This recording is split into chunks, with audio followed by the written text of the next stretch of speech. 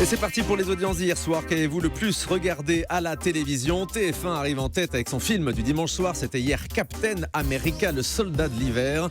4 700 000 téléspectateurs, 22% de part d'audience. TF1 devance France 3 avec les enquêtes de Murdoch qui arrive deuxième. 3,4 millions de téléspectateurs et 14% du public. Juste devant France 2 et ce portrait de Jacques Chirac qui était assez remarquable, présenté par Laurent Delahousse qui fait un score tout à fait correct pour ce genre de programme politique.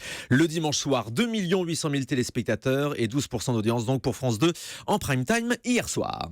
Les audiences de la TNT. Sur la TNT, on va citer le score d'Arte avec le film Black Book hier qui fait un très gros score puisqu'Arte atteint presque les 2 millions de téléspectateurs hier et 8,5% de l'audience. Et le plus gros score sur les autres chaînes, c'était les Experts Miami avec 917 000 téléspectateurs, donc proche du million sur TMC hier soir. Un mot du week-end. Alors samedi soir, démarrage canon, comme dirait Jean-Marc Généreux pour Danse avec les stars. Ouais. Écoutez bien, 5 600 000 téléspectateurs, c'est 700 000 de plus par rapport au lancement de l'année dernière. Alors que généralement, les audiences ont tendance à baisser d'année en année pour ce genre d'émission, vous le savez.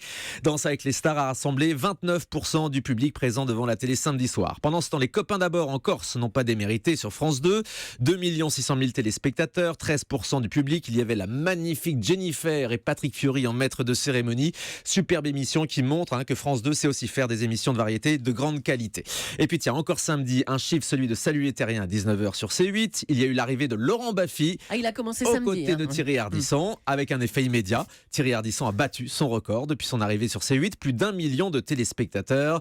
Et puis toujours sur C8, on suit l'audience de Pop-Up, l'émission culturelle d'Audrey Pulvar qui était avec nous la semaine dernière.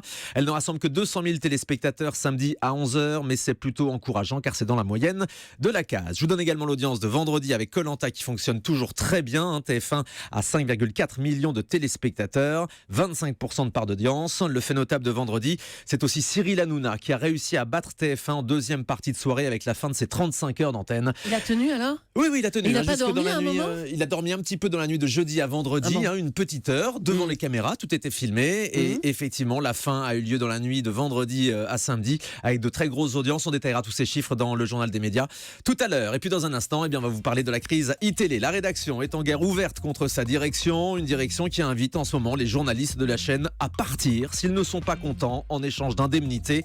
Cette situation a provoqué une grosse vague de soutien sur Internet tout ce week-end avec de nombreux messages de personnalités. On va y revenir donc après cette première pause. Bon début de semaine avec nous sur Europe 1. Pas trop dur, Julie, lundi matin? Ça va. On est en forme. Restez avec nous, on se retrouve après ça.